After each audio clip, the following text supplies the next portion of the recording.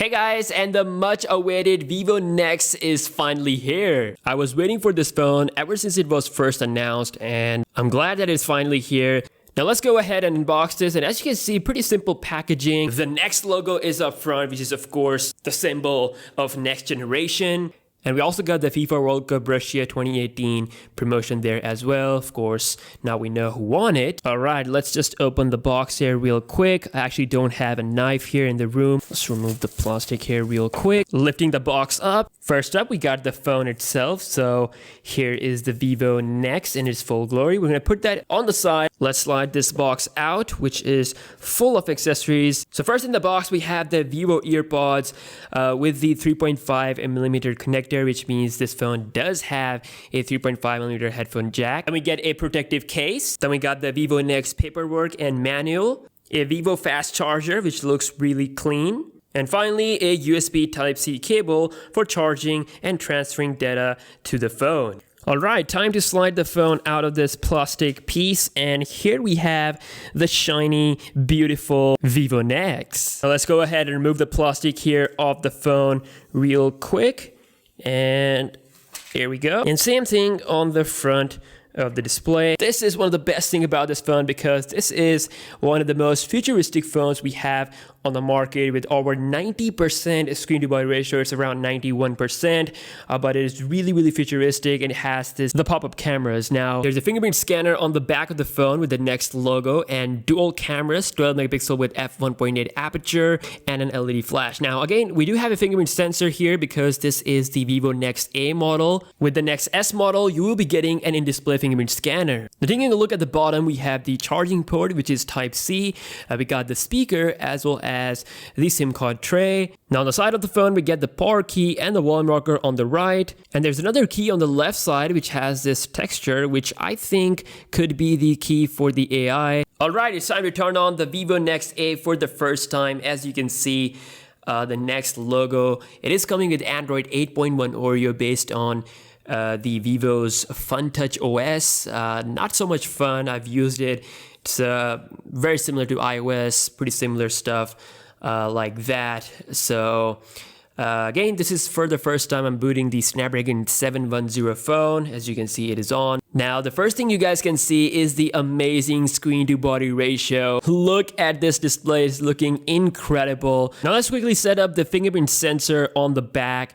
And again, compared to the Vivo NEX S, this thing has a physical sensor. On the Vivo NEX S, you will get an in-display fingerprint scanner. So funny thing with Chinese phones is that we don't get Google services, so there's no Google Assistant here. And it seems like we are done with the setup, and boom, you're looking at one of the best bezel-less phones on the market. Actually, it's the second one, only the second to Oppo Find X. And if you look closely, we do have a little bit tiny bezel on the top, but that's completely unnoticeable. But there's actually a chin at the bottom, which again, like I said, in order to get rid of it, you have to have a flexible OLED display like on the iPhone 10. But honestly, guys, I don't mind the chin at all because this thing is looking incredibly futuristic. Like, it's a dream phone that was supposed to come in 2019, but it is 1 year early thanks to Vivo with their amazing technology. As far as the fingerprint scanner speed goes, it is incredibly fast, so no delay whatsoever. As far as the performance is concerned, this thing is looking incredibly smooth, and thanks to the Snapdragon 710 processor,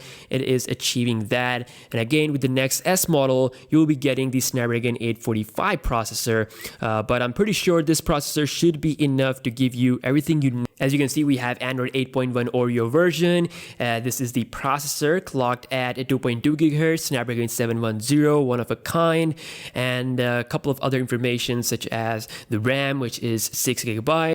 We can also see CPU in real time. So the Core 1, as you can see, it goes to 1.7 GHz, and then it clocks down. As I'm not doing anything, it goes down.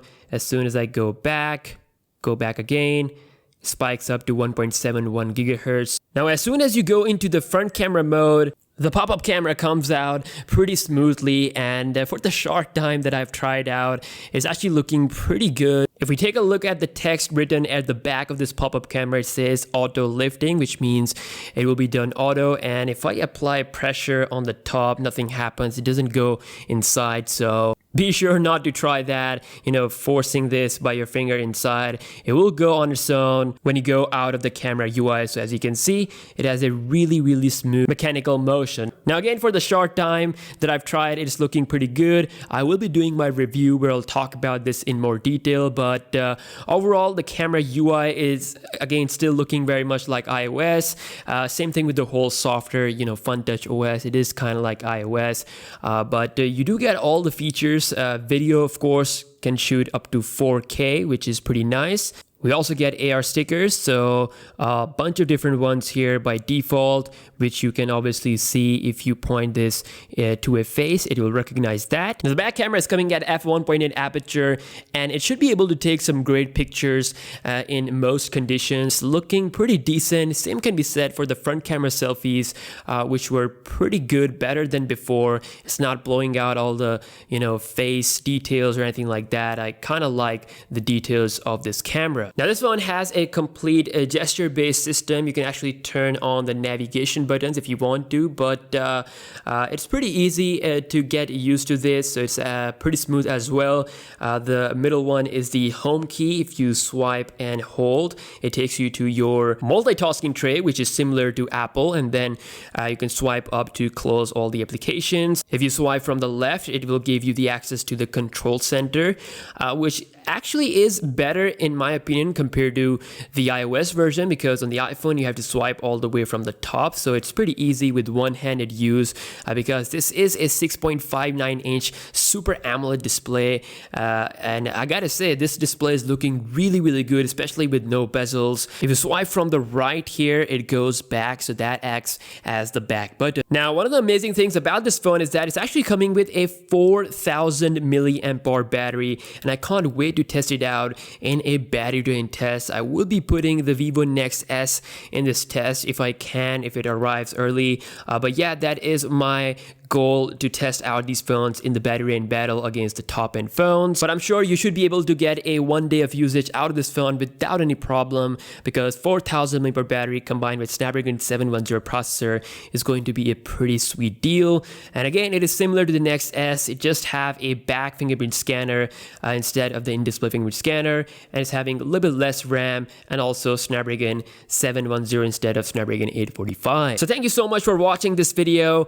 Let me know what specific videos you guys want to see, and I will see you guys in the next one. Peace out.